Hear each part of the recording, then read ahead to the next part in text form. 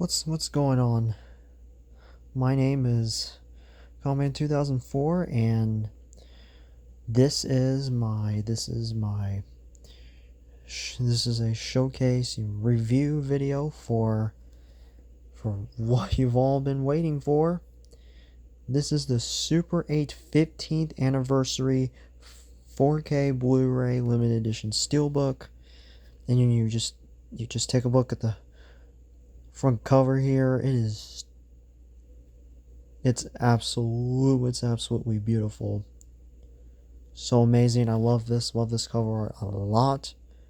I think it's a lot better than the minimalistic covers like the ones for the DVD release, or the Blu-ray release, like my Blu-ray copy right here, which I bought back in March 2024, where it has this kind of, dark clouds, and then of course it's a flip image, like you flip it here. Yep. But of course on the DVD, which I don't have a copy on DVD, but I did, although I did buy the DVD for Miss Stacy on her birthday last November though. But yeah, that DVD cover used something almost similar to this, but it wasn't like the image wasn't flipped, and it would show these like four main images from like the movie, like the four images that represented the core themes of this movie. But yeah, I'll have a link down below for the images, I guess. Or actually no link, but just search it up on Google yourself. But yeah, so okay, we've already took a look at the front here. So it says 4K Ultra HD plus digital, and of course 15th anniversary limited edition Steelbook. So you flip it to the top, you got this Super 8 logo right over here, and then here you got the back, and yep, this is the back of the Steelbook J card right here.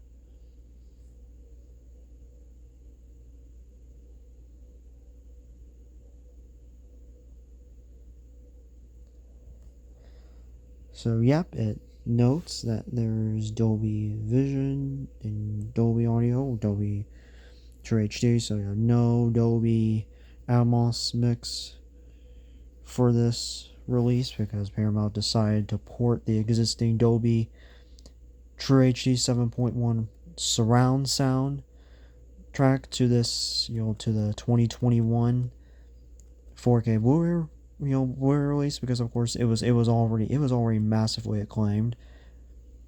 And yeah, because when I watched it, Super 8 on Blu-ray, regular Blu-ray for the first time after I got it in mid-March, and I'll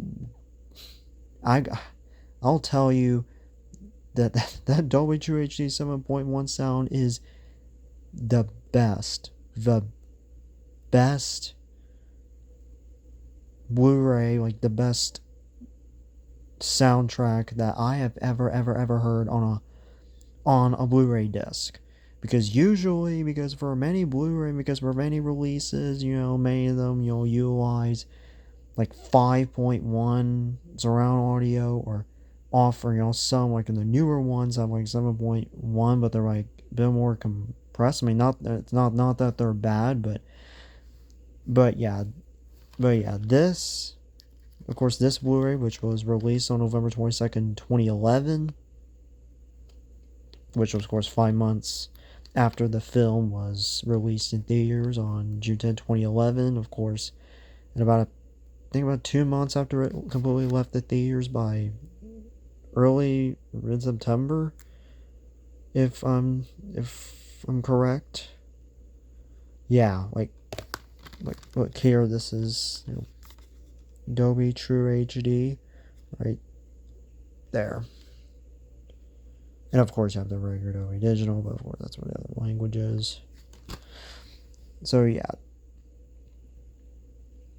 And of course, let's go ahead and remove the J card. I want to rip this. Okay, there we go. Okay, we got this Steelbook. This is the plain front without the J card. Okay, we can go ahead and take a look at the spine here. Looks very, very premium. Yep, got your studio logos, got the Paramount Bad Robot album logo, and you got, of course, got the regular Paramount logo right there, the Ultra HD Blu-ray logo there. Oh, and there's something I did notice, and this was way before. Yeah, of course, I remember looking up, like, I found this, like, online on Blu-ray.com, like, the listing for a pre-order for this Steelbook, and I've noticed that, guess what? There's a Paramount Scares logo up on here, which I found to be pretty interesting, and because of course, I mean, this movie is definitely, or it's a pretty, this movie's really hard PG-13, by the way. I mean, there's a lot of jump scare scenes in this movie. I mean, we're talking about the gas station, that's gas station scene, the power line scene,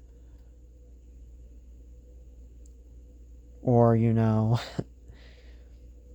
or yes, even, and oh yeah, and the most scariest scene in this entire film, the scene where Cooper the alien attacks the military bus, like literally crushes the soldiers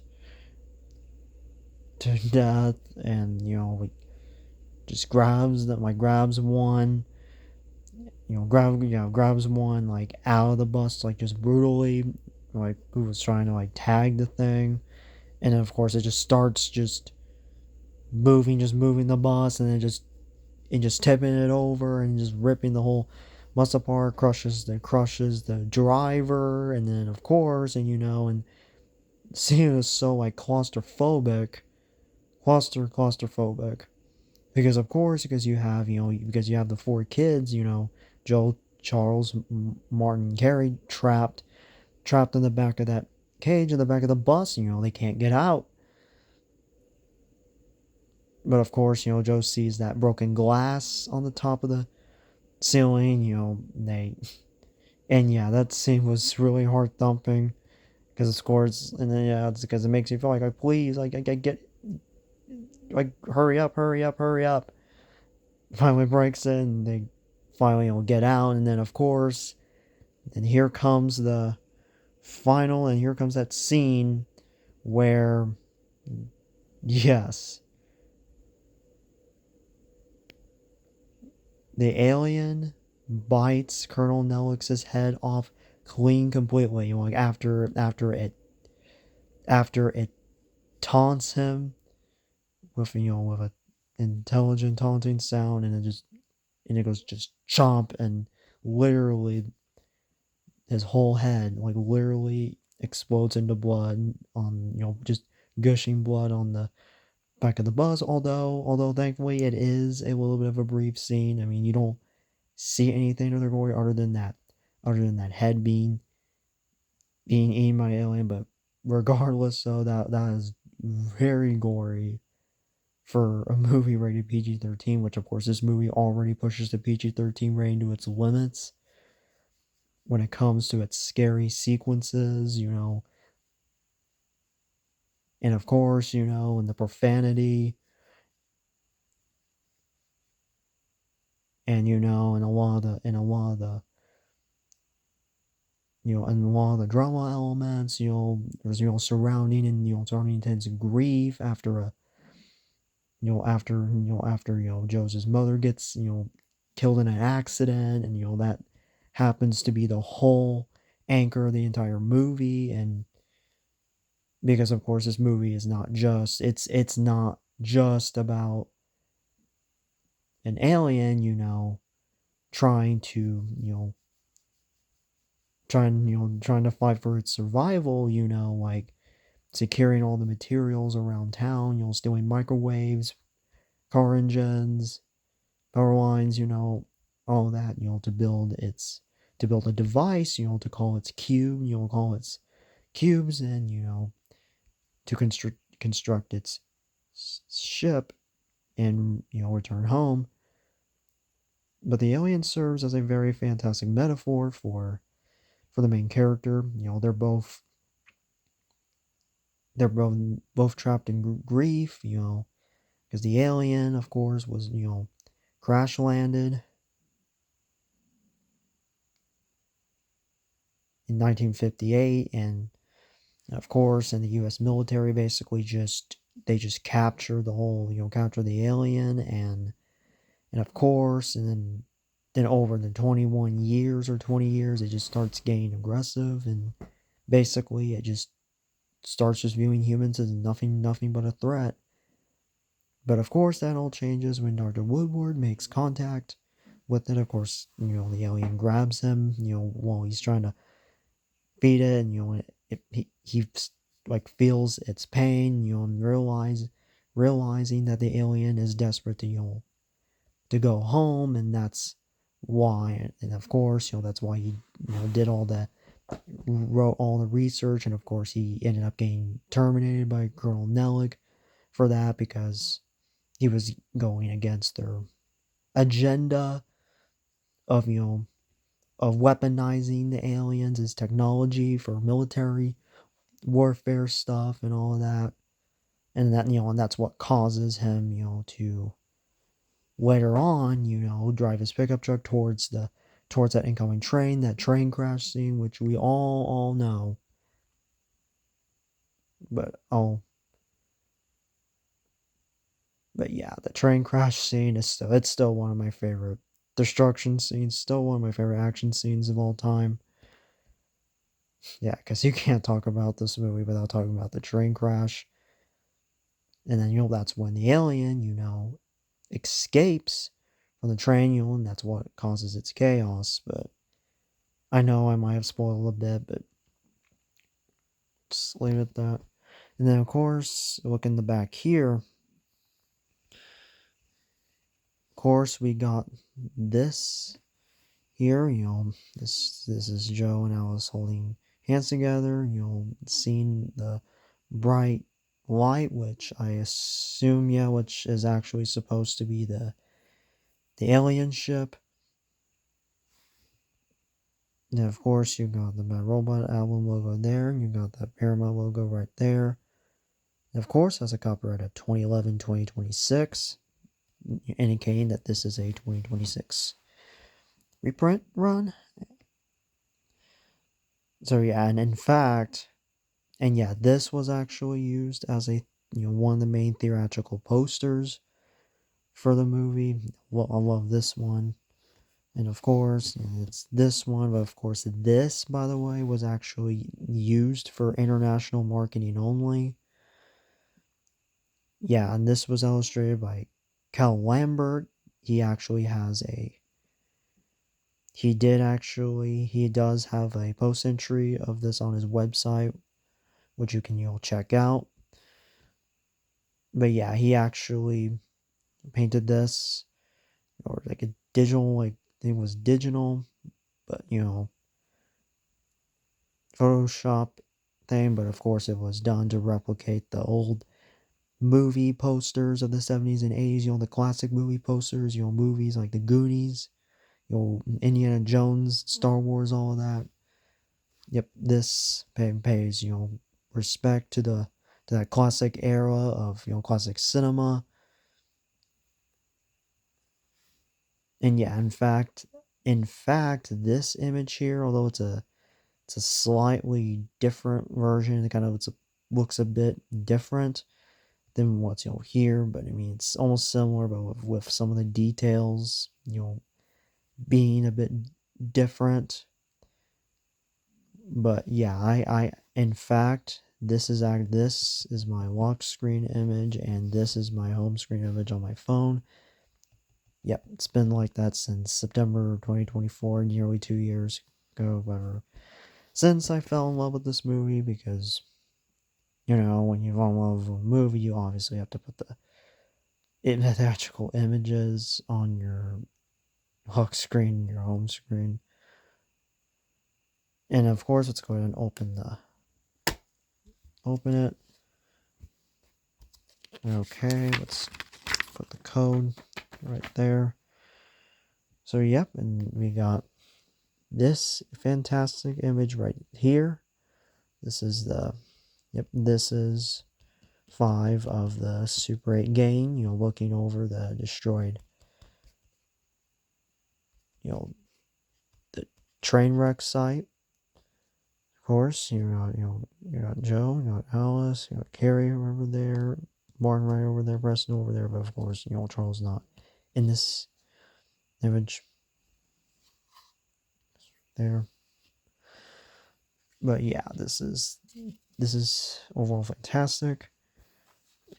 Okay, this is just a digital code. I don't give a crap about digital codes.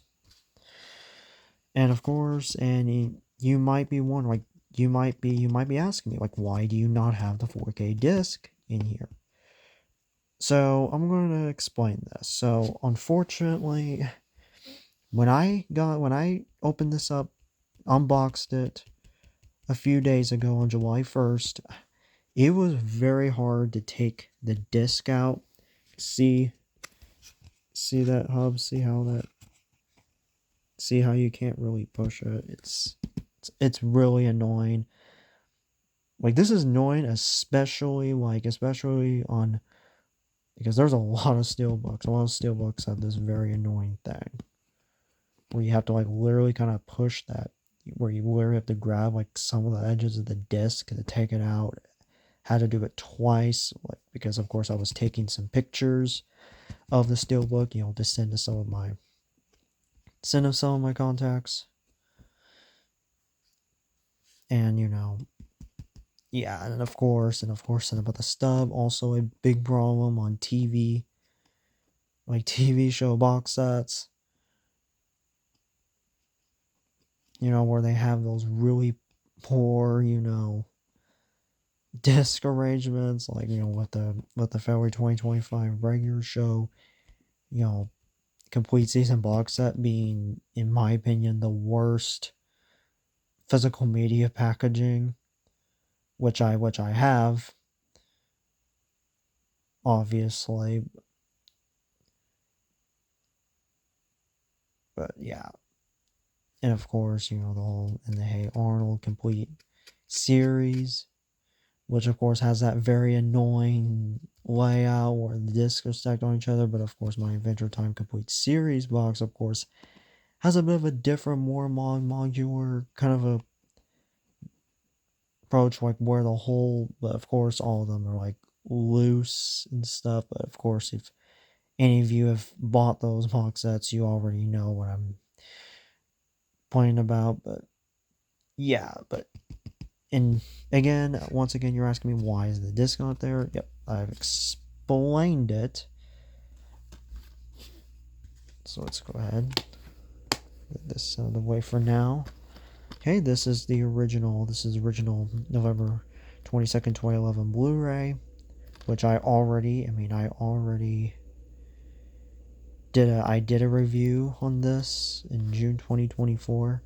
But yeah, this is a Blu-ray DVD digital copy. And of course, and here's what's different about this one.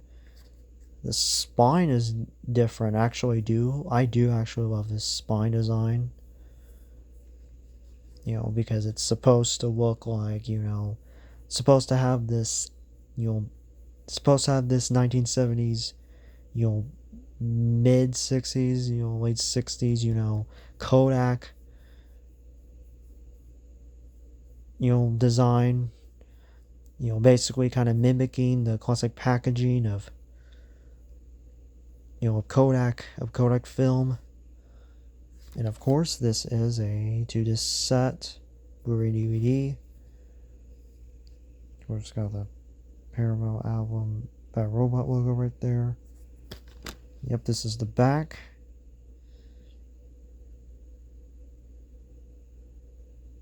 And yes, it does have that really ancient digital copy thing, which before they, because of course this was one of the last, I think one of the very, like one of the last Blu-ray releases, like major studio Blu-ray releases that still had that ancient digital copy disc, which had like nothing but like the movie, which of course that was Paramount's approach, but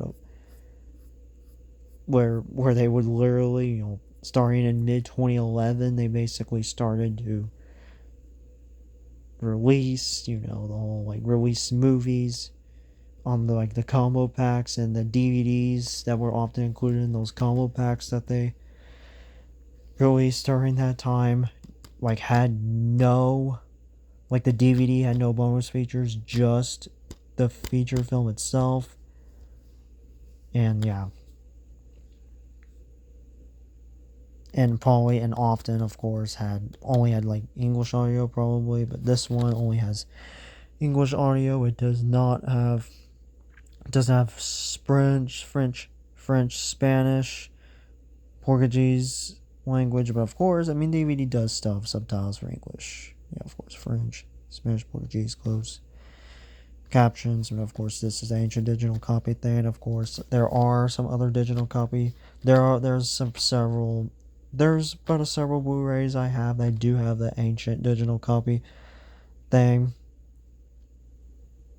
Like basically, I do have like multiple Blu-rays, and I think a few, like one DVD, like a few that actually do have digital copy discs. But again, just an ancient artifact, back when they were trying to push the whole digital thing, the digital copy disc. But of course, the digital copy discs don't really work anymore, I don't think. But yeah, let's go ahead. And yes, and about the 4K disc, sorry if I'm talking for too long, but let's go and open this. This is the 4K disc right here, which I absolutely really love this design, because again fits with the old Kodiak film design. And yeah, because if you look at the Blu-ray here, and oh yeah, this is the digital copy, the old digital copy thing, which of course has a code, which of course doesn't expire November 2012, but I found out that the code was actually still surprisingly usable on Paramount's code redemption site, but of course it was already redeemed, because of course I filmed the January 1st, 2026 YouTube short showcase video where I showed the slip. So it seems like one of my viewers of my Comic 2004 channel just entered the code, which of course I don't care either way. I don't care. I don't like buying digital movies. I always like to buy movies physically. Of course, a promotion for a Super 8, for a Super 8 camera app that used to be available for the iPhone on the App Store, but of course this has long been discontinued. But apparently this was some cool app though, where you could turn your iPhone's camera into a Super 8 camera. But then of course this is a Blu-ray disc right here. It's just plain blue. Just plain blue. I like this disc much better. And of course, and you're wondering, why did you take the DVD out and swap the DVD with this? So okay, and I did this for basically cosmetic reasons, because of course I decided, I'm going to just swap the DVD out of the Blu-ray, put the regular Blu-ray, which I still love, here, like on the left side, and just put the 4K disc on the right. And then of course, when I cover up the Blu-ray with the digital copy thing, it will look uniform, because in my opinion fits better with that. Makes it kind of feel like you're taking out an old mid late 60s 70s Kodiak film reel, which of course fits very well with the film's 1979 setting. But of course, and you might be asking, do you still have the DVD? Yeah, I still have the DVD, so I decided just to put the DVD I decided just to put the DVD disc in this case, in this Blu-ray case of Jurassic World. Yep, this is the DVD right here. Yeah, notice how it says digital copy of feature film. Yep, this was the digital copy disc, and yeah, notice how it doesn't say anything about bonus features or at all. Like there were no bonus features, no previews at all whatsoever. Then I decided just to keep it in here because, again, when I bought the Jurassic World Blu-ray, I was shocked to discover that there was a secondary disc hub that was right here, even though this release only shipped with a Blu-ray and didn't ship with a combo pack Blu-ray DVD. But of course, when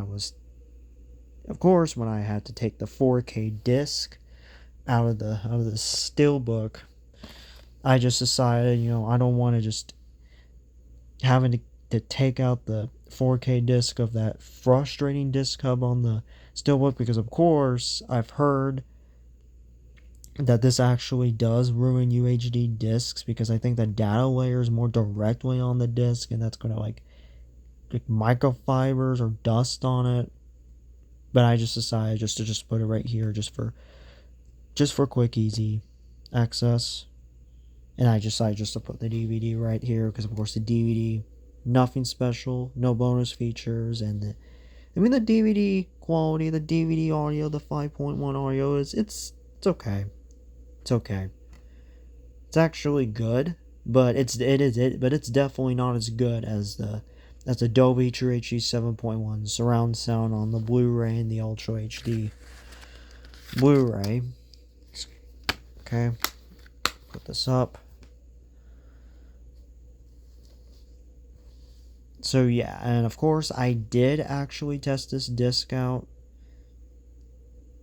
I think last night, like a few days ago. Rewinding through some of the scenes. I rewinded through the gas station scene to see how really loud it was on my Pulse 3D headphones. I didn't test the train crash scene, but I bet it's probably going to be really loud.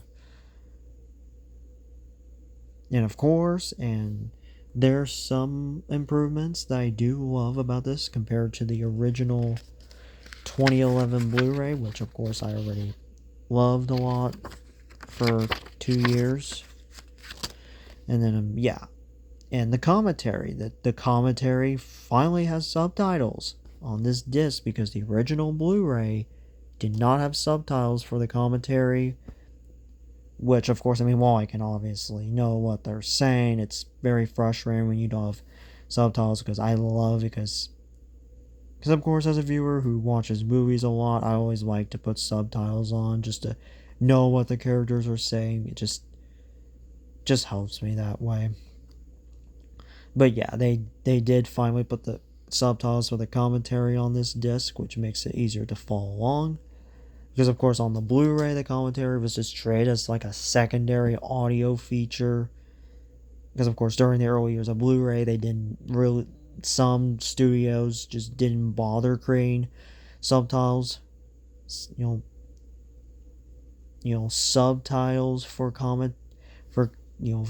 commentary on Blu-ray discs. Of course, there were some that did, like maybe some early 2010 Sony Pictures Blu-rays that did actually had some commentaries that that would have the English. But of course, the early ones, the commentary languages, but of course some of them just did not feature English at all, which I don't know why. But yeah, that was that quirk. And of course, yeah.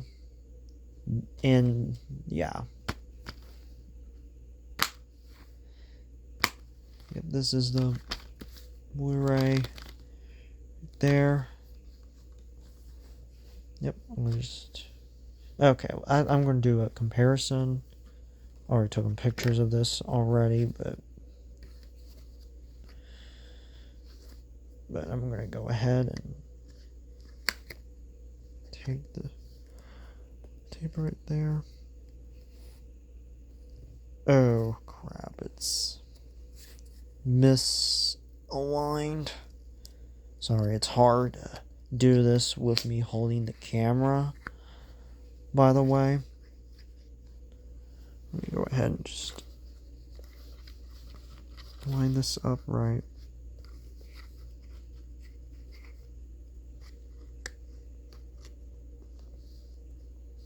Let me go ahead and put the camera down for a second.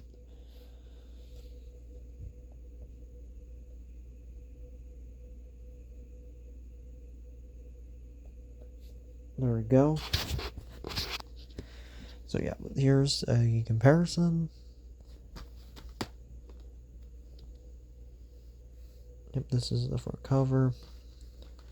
This is the spine.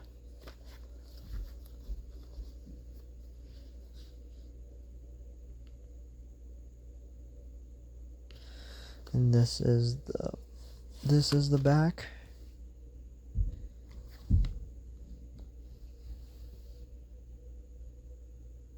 Oh, and there's something very interesting about the Canadian home video rating, because if you look at the Blu-ray right here, of course, yeah, the 4K disc, obviously there's no Canadian home video rating icon to be seen, because this is a 2026 reprint of the original, of the original May 2021 release of the Super 8 4K Blu-ray release, of course, because Paramount did actually bring Super 8 to Ultra HD Blu-ray on May 25th, 2021 to celebrate the film's 10th anniversary. And yeah, and of course, I do remember looking up the disc art kind of online at the time. Of course, that was, of course, 3 years before I even gave this movie a chance. Yeah, and I had the BG rating right there. And here's what's interesting. Because here it says, PG, not recommended for young children, frightening scenes, violence. Here it says 14A for the same description, because, and yeah, that's a thing, because of course, since the movie used J.J. Abrams' very intense mystery box marketing, and of course due this movie having so many intense frightening scenes and stuff, the Canadian video rating dudes in Canada just slapped it over 14A. But when Paramount re-released the film on DVD and Blu-ray in January 2015, because of course at that time the studio released a Target exclusive Steelbook. Ooh, sorry, that was my PS5. Sorry, I actually finished recording the Blu-ray, or the Ultra HD Blu-ray opening, the menu walkthrough for Super 8, which I'll upload soon, with a lot of the other DVD and Blu-ray openings and menu walkthroughs I did a lot of older ones, so yeah, be sure to stay tuned for those. But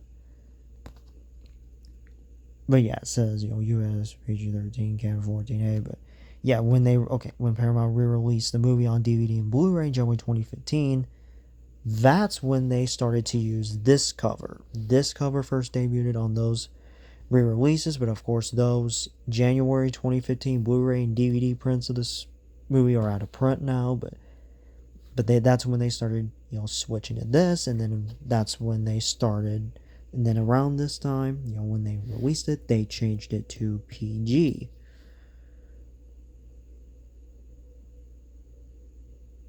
Which of course, I mean, it makes a bit or sense. But honestly, with the profanity that's in this movie, it should have said, language may offend, or they should have listed coarse language, though, in my opinion, along with the fighting scenes and violence. And oh yeah, and I forgot to mention one intense scene in the movie, the alien lair scene.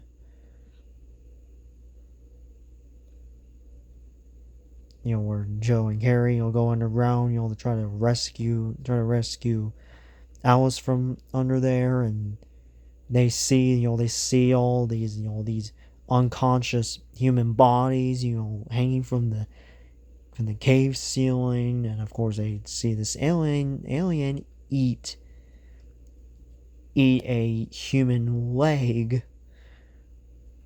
and I hear Avi, and you hear very wet crunching flesh sounds, which that pushed the PG-13 rating. That also pushed the PG-13 rating a lot too. Although once again pretty brief. Of course, nothing really gory expletive beyond that. But yeah, enough rambling about the intensity of this movie. But and of course, Super 8 Steelbook is not the only Steelbook I have in my collection. You might think it's my first one, but nope, it actually is not my first Steelbook. Because last year I actually did a Blu-ray review. Because of course I actually did do a Blu-ray review on Coraline. That's also another one of my all-time favorite movies. Of course, I reviewed this original 2009 Universal Blu-ray release of the movie, and that's when I showed, and I did show this Lega 3 DVD when I was telling all you guys that I first got this film on DVD, that I watched on DVD before, and that's when in fact I've officially had this DVD copy of Coraline for 10 years now, since July 2016, 10 years ago. Gosh, it's crazy how time flies. It still doesn't even feel like it's been 10 years ago since I, of course, fell in love with this movie. I was really obsessed with this movie when I first watched it. I would watch, and I also got, around this time, I was just basically researching anything Coraline related on the internet, from images to the theorizers' famous, fan theory videos on this movie, which gained millions of views from late 2015 to late 2018. I first started watching the Coraline internet, the theorizers' internet theory videos on this movie around, I think, almost around August 2016, almost around that time when I first watched it for the first time. Of course, on my internet time at not here at home, because of course I wasn't allowed to use the internet at home, only at grandparents' houses, and of course my biological mother's house. But yeah, and of course this is the Steelbook. I want to show the Steelbook right here. I already showed this, but this Steelbook, that Shelf Factory release in December 2022. Fantastic.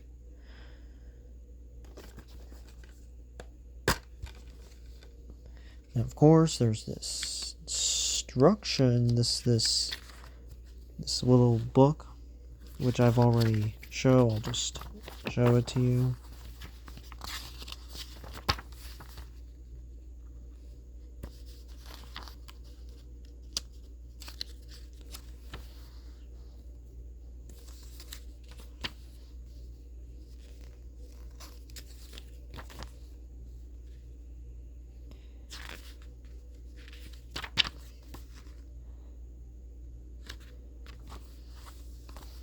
Yeah, sorry if I didn't really show like all the pages because I have it wrapped around, but I don't need to show it again. I already showed it in my June 2024 review video. Of course, this is the whole. This is a Blu-ray right there. That's the 4K disc right there. We'll just put the disc right there. I usually don't do it because I don't like to have my disc in my dust. Well, I guess I'll just do it this time.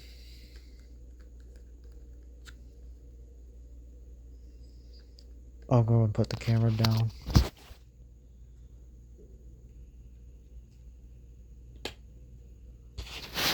There we go. This is the 4K disc. If I can get this. Oh, gotta get this out.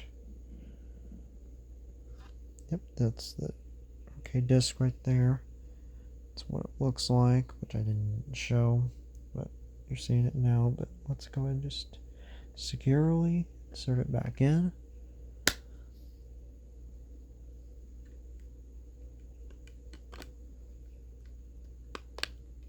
Yeah, but this is the Shout Factory disc. I don't watch the Shout Factory Blu-ray nor the 4K. I just stick to watching Coraline on the original Vanilla Universal Blu-ray, which I prefer better. But again, the design of the discs are still great, and this is still a great collector's item that I got. My brother got this for me got me for this as a gift back in late March 2024. Yeah, I'm really happy that my brother bought it for me, which that was very nice. That was very nice of him. But yeah, and then yep, here's the Steelbooks.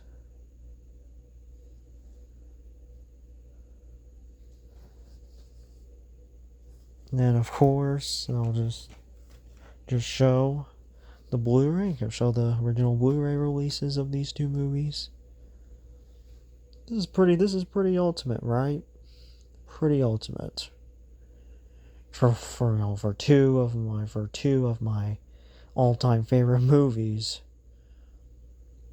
Of course, number one, of course, Spider-Man Into the Spider-Verse Across the Spider-Verse is still tied for number one. Coraline still tied for second. Super is still third place. So yeah, these two still on the top.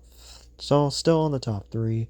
And of course, I have a lot more favorite movies on like the top 4, 5, and like 7, which it's a really long list of favorite movies, just which I don't want to get into, but I just wanted to focus on these specifically.